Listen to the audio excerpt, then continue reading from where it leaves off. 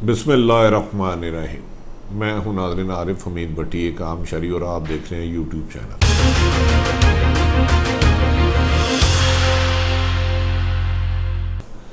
आज दो अहम तरीन इशू पे आपसे बात करेंगे कि सऊदी वली अहद ने अपना अमेरिका का दौरा क्यों मनसूख किया और कौन सी ऐसी ताकत है जिसने इमरान खान को अपने ज़ाती दोस्त जहांगीर तरीन के ख़िलाफ़ उकसा कर पार्टी में इंतशार पैदा करने में कामयाब होते जा रहे हैं।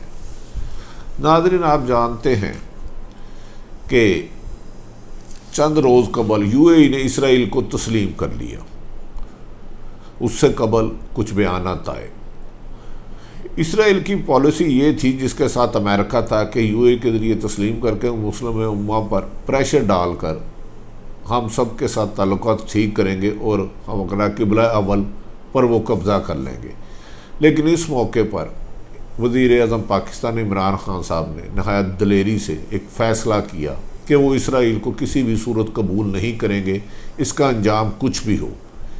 इसमें हम तैयब उर्दगान और महातीर मोहम्मद ने बढ़ चढ़ कर हिस्सा लिया और बताया कि अगर सऊदी अरब ने भी उनको तस्लीम किया तो एक अलग इस्लामी ब्लॉक बनाया जाएगा।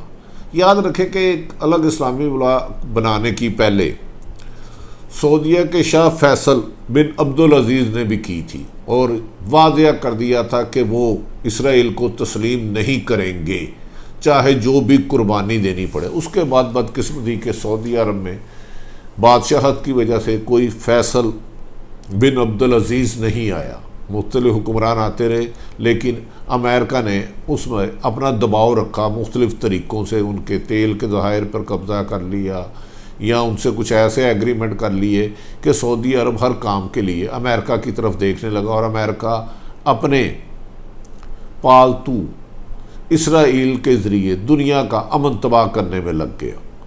अब अमेरिका ये समझ रहा था कि जैसे ही यूएई ने तस्लीम किया और उधर नया सऊदी अरब जो नया प्रोजेक्ट बना रहा है अरबों डॉलर का, वो इसराइल को ज़्यादा मिलेगा और उसमें उनका हिस्सा होगा। नाज़रीन, ये बड़ी अजब सूरत हाल है कि तैयब उर्दगान जो माशी तौर पर बहुत ज़्यादा मुस्तहकम नहीं है, या महातीर मोहम्मद, उन्होंने ना सिर्फ अमेरिका की आंखों में आंखें डाल के उनको ललकारा, बल्कि जवाब दिया कि वो फ़लस्तीन के हकूक़ के लिए आखिरी हद तक जाएंगे। यही बात उन्होंने मकबूजा कश्मीर के लिए भी मौक़िफ़ अपनाया कि भारत इंसानियत का कत्ल कर रहा है मकबूजा कश्मीर में। लेकिन सऊदी अरब ने इस मौके पर अपने आप को ज़्यादा आगे लाना मुनासिब ना समझा और दरमियानी ओआईसी ने कोई रोल अदा ना किया। अभी ये सूरत हाल चल रही थी कि पाकिस्तान में, आपको पता है, सियासी सूरत हाल भी गर्मा गर्म है। जब से इमरान खान साहब आए हैं यही हो रहा है कि एहतसाब हो गया, मनी लॉन्ड्रिंग को नहीं छोड़ूंगा, ये नहीं करूँगा, वो करूँगा। लेकिन इकानमी पाकिस्तान की बैठती बैठती ज़मीन बोझ होती जा रही है। हमारे तकरीबन 25,000 के करीब लोग सऊदी अरब में काम करते हैं और इसी तरह 12 से 15 यूएई में। सऊदी अरब ने डायरेक्ट और इनडायरेक्ट ये भी मैसेज देना शुरू कर दिया कि हम लोग वापस भेज सकते हैं।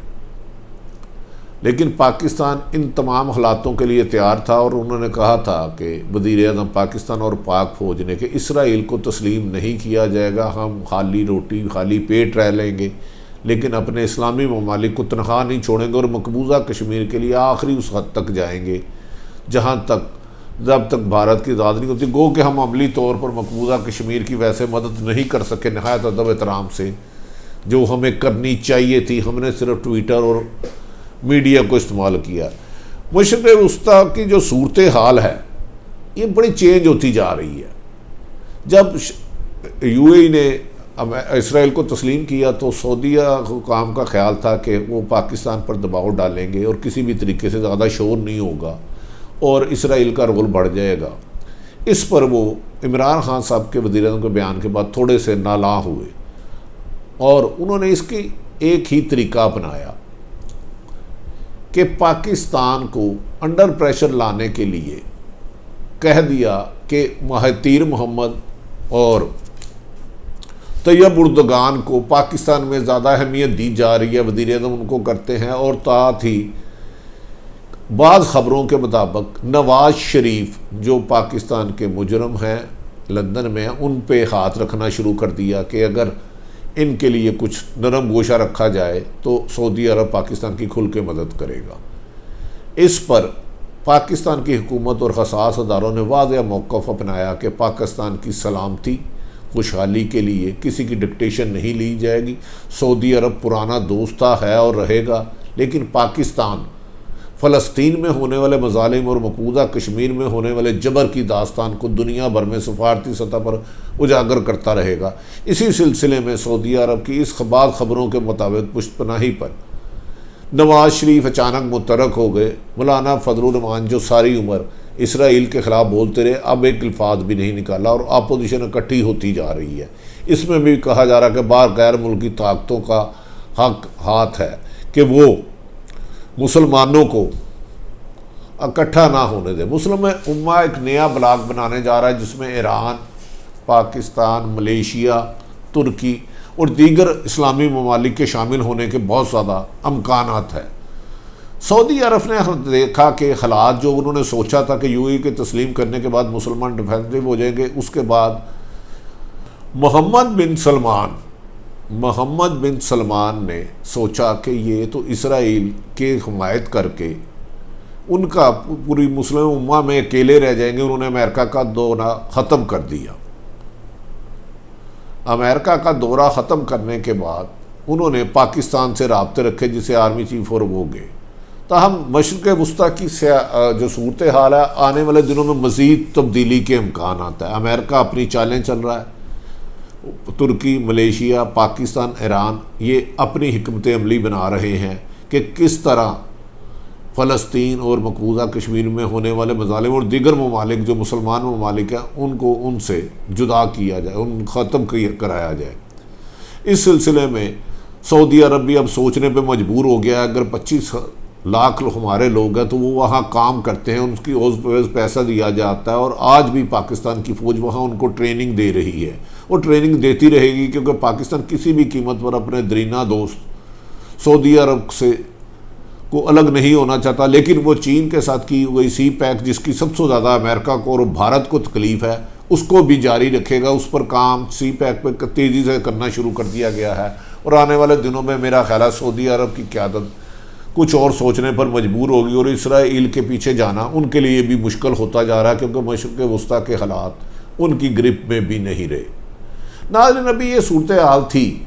सऊदी अरब ने या नवाज शरीफ फैमिली ने बड़ी तेज़ी के साथ सऊदी अरब से राब्ते किए। सऊदी अरब से राब्ते करके अपने लिए सॉफ्ट कॉर्नर कहा और बताया कि हम भी आपकी खिदमत के लिए हाज़िर हैं। अगर पाकिस्तान में हमें हुकूमत का मौका मिलता है तो हम आपके एजेंडे को लेके आगे चलेंगे। जिस पर उन्होंने सऊदी अरब की तरफ से कहा जाता है कुछ सियासी या मजहबी जमातों को फंडिंग की जाती है, उनके मदरसों को, उनको भी एक्टिव किया। अचानक मौलाना फजलुर रहमान एक्टिव हो जाते हैं। मौलाना फजलुर रहमान साहब की बिलावल साहब से भी मुलाकात हो जाती है और शहबाज शरीफ साहब से भी हो जाती है। इस दौरान जब ये देखते हैं कि अपोजिशन एक्टिव हो रही है, इकट्ठे हो रही है, मशरिक़ वस्ता में हालात भी बेहतर नहीं हैं, तो हुकूमत के नादान इमरान खान साहब के नादान और खुशामदी दोस्तों ने उनको गुमराह करते हुए कभी ये शोशा छोड़ दिया कि नवाज शरीफ को ज़बरदस्ती वापस लाएंगे, जबकि इस किस्म का कानून कोई नहीं है। ये खुद इन्होंने इजाज़त दी और जब यूके वालों ने पूछा था कि आप एक कैदी को भेज रहे हैं तो उन्होंने कहा हम अपनी मर्ज़ी से भेज रहे हैं और डॉक्टरों की राय से भेज रहे हैं। 4-5 दिन इस बेमकसद गुफ्तगू को लेकर टीवी में बनाया गया ताकि इमरान खान बेहतर ना कर सके। याद रखें कि इमरान खान की हुकूमत बनाने में जहांगीर तरीन का अहम तरीन रोल रहा है। अगर जहांगीर तरीन ना होते तो इमरान खान का किसी दौर में कहना था कि वो वज़ीर आज़म ना बनते। ऐसे मौके पे जहांगीर तरीन का मुहारफ ग्रुप आज़म खान जो एक प्रिंसिपल सेक्रेटरी हैं और 2-3 वज़रा, इन्होंने इमरान खान साहब के साथ बातों बातों में स्लो पॉइजनिंग शुरू कर दी कि जहांगीर तरीन के ख़िलाफ़ कार्रवाई करें, आपने जो शुगर स्कैंडल लिया है उसके बगैर मुमकिन नहीं। गो के ये शुगर स्कैंडल में मियाँ नवाज शरीफ फैमिली भी शामिल थी, आसफ अली जरदारी भी थे, खुसरो मुख्तियार भी थे और सारे ही अमीर लोग अरबों रुपए के मालिक थे, अरबों रुपए के मालिक थे। लेकिन आज नादान दोस्तों ने इमरान खान ने सिर्फ जहांगीर तरीन के असासे और तमाम कुछ डीसीओ को लिखा है कि उनकी मनी लॉन्ड्रिंग की इंक्वायरी की जाए। इससे ऐसा लगता है कि ये इमरान खान के जो करीब हैं, आज़म खान या असद उमर टाइप वो लोग, वो चाहते हैं जहांगीर तरीन और इमरान खान एक दूसरे के आमने सामने आ जाए, क्योंकि अगर जहांगीर तरीन खुल के बोलते हैं और जो एमपीए और एमएनए उनके हैं अगर वो सामने ले आते हैं तो इमरान खान की मुश्किलात नहीं बल्कि हुकूमत भी खात्मे के करीब जा सकती है। जहांगीर तरीन ने कल भी एक दो इंटरव्यू में कहा कि मैं इमरान खान के ख़िलाफ़ नहीं जाऊंगा, लेकिन इंतकामी कार्रवाइयाँ, अगर शुगर स्कैंडल, चीनी स्कैंडल आया था तो तमाम गंदम और उनके ऑडिट किया जाए। सिर्फ जहांगीर तरीन को टारगेट करने का मतलब यही है कि इमरान खान को कमज़ोर किया जाए। इमरान खान को चाहिए कि वो देखें जो उनके इर्द गिर्द लोग हैं वो किसी और गैर मुल्की एजेंडे में या उनके सियासी मुखालफिन के एजेंडे पे इमरान खान को तो नहीं कमज़ोर करना चाहते। इमरान खान के इस वक्त के किए हुए फैसले उनके आइंदा मुस्तकबिल की हुकूमत के फैसले पर इंसार करेगा। जहांगीर तरीन की पर मनी लॉन्ड्रिंग का केस डालने वाले ये भूल गए हैं कि उनके इर्द गिर्द बैठने वाले सारे ही मनी लॉन्ड्रिंग है। मनी लॉन्ड्रिंग करने वाला एक रेटिंग का जालसाज पाकिस्तान में सबसे मशहूर है, लेकिन उसे सरकारी मेहमान बनाया जाता है। नाज़रीन, पाकिस्तान में होने वाली साजिशों का असर न सिर्फ मशरिक़ वस्ता में पड़ेगा बल्कि पाकिस्तान के मुस्तकबिल में भी पड़ेगा। अब पाकिस्तान की क़यादत ने अगर होश के नाखून ना लिए तो मशरिक़ वस्ता में भी अकेला रह जाएगा और सियासी इंतशार फैलने के लिए जिस तरह मौलाना फजलुर रहमान को फ्रंट पे लाया जा रहा है तो इमरान खान की हुकूमत के लिए ख़तरात बढ़ते जा रहे हैं। लेकिन उनका जज्बा ये कि इसराइल को तस्लीम ना करना और मकबूजा कश्मीर का सफ़ीर बनना काबिल तारीफ़ है। नाज़रीन, आम शहरी आरिफ हमीद भट्टी की ये गुफ्तगू आपको पसंद आए तो इस चैनल को सब्सक्राइब करें, लाइक करें, हो सकता तो शेयर करें।